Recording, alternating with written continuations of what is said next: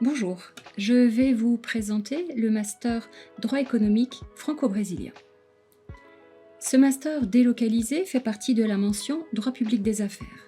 Il procède d'un partenariat que l'université Jean Moulin Lyon 3 entretient avec l'université de Sao Paulo, qui est la deuxième université d'Amérique latine dans les classements officiels. Et ce partenariat existe depuis 2014, date de la création de la licence en droit délocalisée au Brésil, dite licence PITES. Il ne s'agit que d'une seconde année de master, donc un master 2, qui est parallèlement affilié à un mestrado, qui est l'équivalent d'un diplôme de master au Brésil, délivré par l'université de Sao Paulo dans le cadre d'une codiplomation. Les cours de ce master droit économique franco-brésilien sont assurés en français et en portugais par des enseignants de l'université Jean Moulin Lyon 3 et de l'université de Sao Paulo. Chaque cours d'une durée de 20 heures est divisé en deux, par égale, une partie française et une partie brésilienne. L'objectif de ce master est de former des juristes français et brésiliens au droit s'appliquant aux relations d'affaires entre nos deux pays.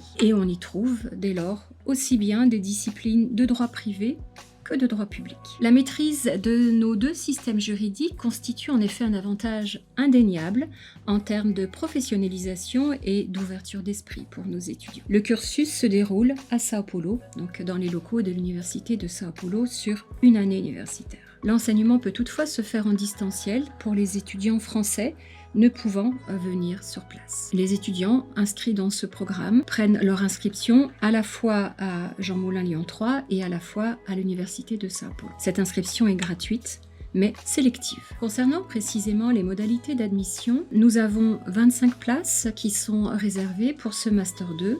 Ce sont principalement des étudiants brésiliens qui sont présents, mais on trouve quelques étudiants français qui peuvent venir s'inscrire. Pour les étudiants brésiliens, précisément, la formation est accessible aux titulaires de la licence brésilienne en droit, qui sanctionne 5 années d'études juridiques, ainsi que ceux qui sont titulaires, donc en même temps, corrélativement, de la licence délocalisée PITES, donc la licence de droit français que nous opérons au Brésil. À titre dérogatoire et à l'appréciation de la commission pédagogique paritaire, les étudiants de l'université de Sao Paulo, qui sont seulement titulaires de la licence brésilienne, peuvent également postuler, mais de manière purement dérogatoire ou marginale. La sélection des étudiants brésiliens se fait sur leur niveau universitaire et leurs résultats académiques antérieurs, leur maîtrise des langues françaises et anglaises, et ils doivent notamment justifier d'un niveau de certification B2. La sélection se fait aussi sur leur motivation et leur projet professionnel. Concernant les étudiants français qui souhaitent partir à l'université de Sao Paulo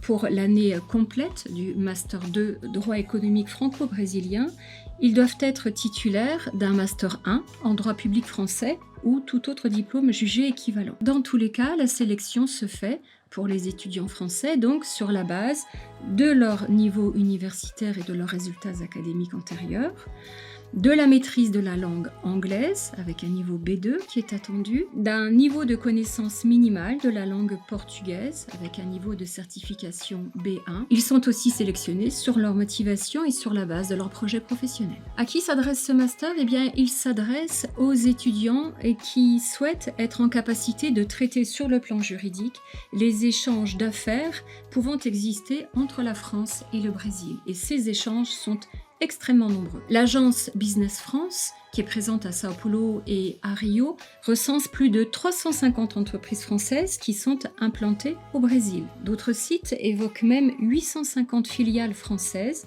présentes au Brésil, telles que Michelin, L'Oréal, Casino, Carrefour ou Accor par exemple. On trouve aussi de gros cabinets d'avocats comme le cabinet UGGC ou Steering Legal. Dès lors, c'est à la fois ces cabinets d'avocats ou ces grandes entreprises françaises ont besoin d'avoir des juristes qui connaissent aussi bien le droit français que le droit brésilien. Ces entreprises françaises qui sont présentes au Brésil sont pour la plupart d'entre elles, 80%, installées dans la circonscription de Sao Paulo, d'où l'intérêt de ce partenariat. La France est également le 3e fournisseur européen du Brésil, derrière l'Allemagne et l'Italie, et le Brésil est la 2e destination étrangère choisie par les jeunes diplômés français. Cela montre bien l'intérêt d'avoir cette double formation franco-brésilienne. Les étudiants qui souhaitent s'inscrire dans ce master sont ceux qui veulent développer une double culture juridique dans une démarche d'ouverture.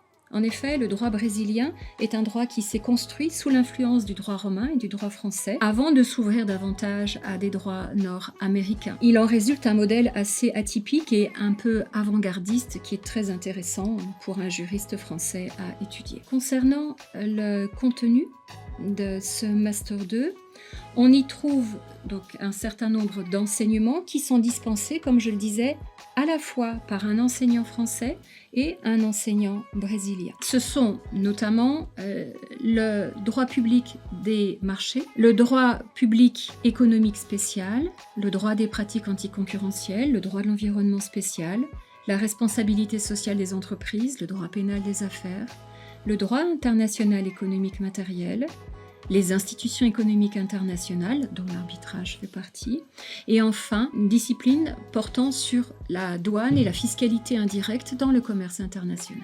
Les étudiants inscrits dans ce Master 2 vont devoir rédiger un mémoire de recherche en français ou en portugais qui peut être co-dirigé par deux enseignants, un enseignant de l'université Jean Moulin Lyon 3 et un enseignant de l'université de Sao Paulo. Pour vous donner une illustration, cette année, quelques sujets de mémoire qui sont traités par les étudiants.